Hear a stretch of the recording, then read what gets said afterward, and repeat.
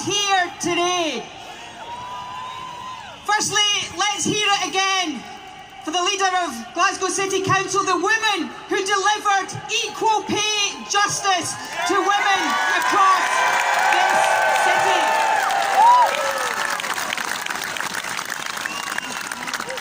We are gathered here today in our thousands in the beautiful civic square of Scotland's biggest city.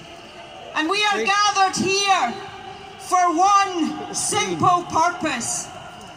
And that purpose is to demand the right to choose a better future for our country. We are gathered here to demand the right to choose an independent future for Scotland.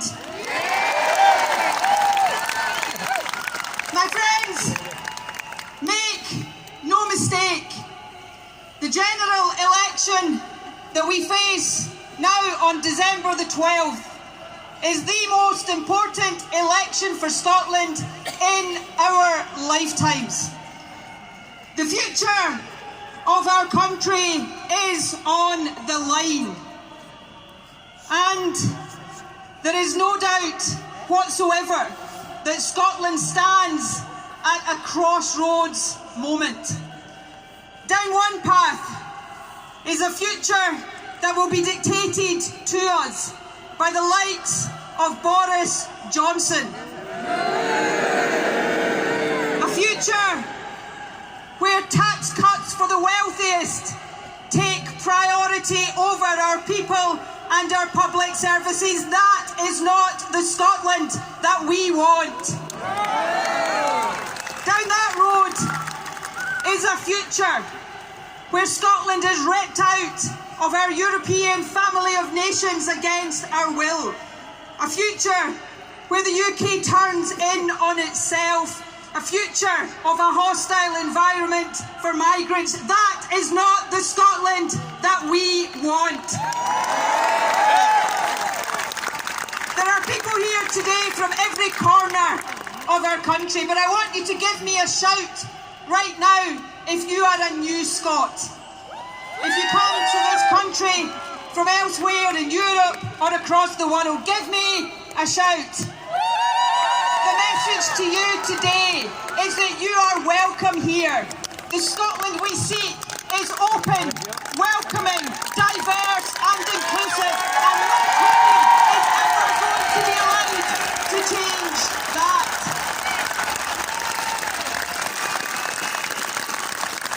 And down that Boris Johnson path lies a future where Boris Johnson has his strings pulled by Donald Trump. Make no mistake, if we accept for our country that future, our National Health Service, workers' rights, environmental standards, all of that is on the line. That is not the Scotland that we want. There is, my friends, a much better alternative. And that alternative is not a UK Labour government that can't even make up its mind where it stands on the question of Brexit.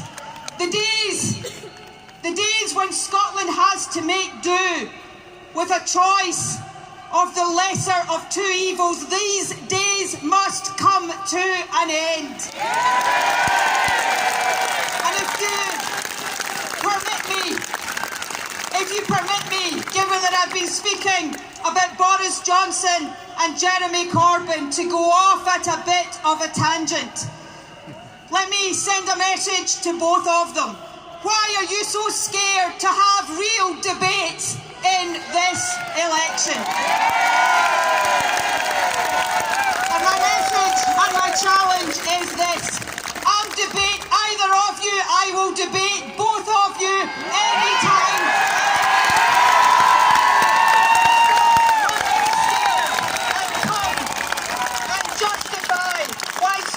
Should not be independent. My friends, the better alternative the much better alternative for our country is to take our future into our hands and to become an independent country. A country that invests in our people, that invests in our public services, that invests in lifting children out of poverty, not in a hard Brexit, not in trident weapons of mass destruction on the River Clyde. An independent country that is open, that is welcoming, that is diverse, that can build a better future, not just for us here today and this generation of Scots, but a better future for all the generations who come after us. That, my friends, is the prize, and that prize is within our touching distance. But we must seize that prize. I said a moment ago that this general election is the most important in our lifetimes, and that is the case. We must come out in our numbers and vote in this election. Vote to escape the chaos and the misery and the division of Brexit, and vote to put Scotland's future into Scotland's hands. That's the message that must ring out across our country. So my ask of you, as I prepare to lead you to an independence referendum next year,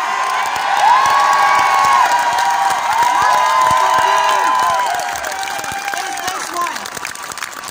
It is so wonderful to see all of you here today. This sight gladdens my heart. But over these next few weeks, I know the nights are drawing in. I know the weather is getting colder and wetter. I know minds are turning to the Christmas festivities.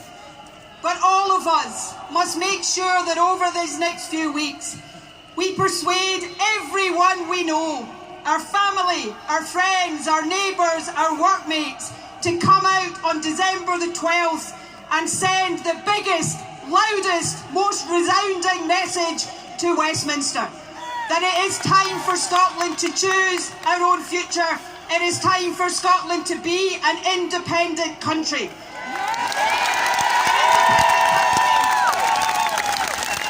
That will be the best of friends and family with our friends and neighbours across the British Isles, across Europe and across the world. That, my friends, is the Scotland we seek. So let us go out there and grab it with both hands. Let us inspire people with the positive message of everything an independent Scotland can be and everything the people of Scotland have it within themselves to achieve. You know, we're standing here in George Square, or Freedom Square as some have taken calling it. This city that I am so proud to call my home. In 2014, this city voted yes. But next year, our challenge, our opportunity, is not just to make sure that this city votes yes in even bigger numbers. Our challenge and our opportunity is to make sure that every part of Scotland votes yes to independence. And when that happens, fueled by your energy and your passion, and let me just before I finish tell you that your energy and your passion fuels me every single day, and I am so grateful to each and every one of you for that.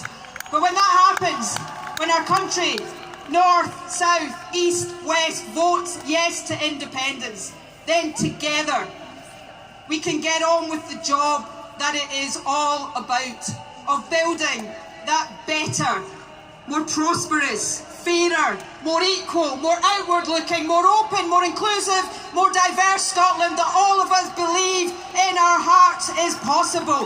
Let's win our independence. Let's win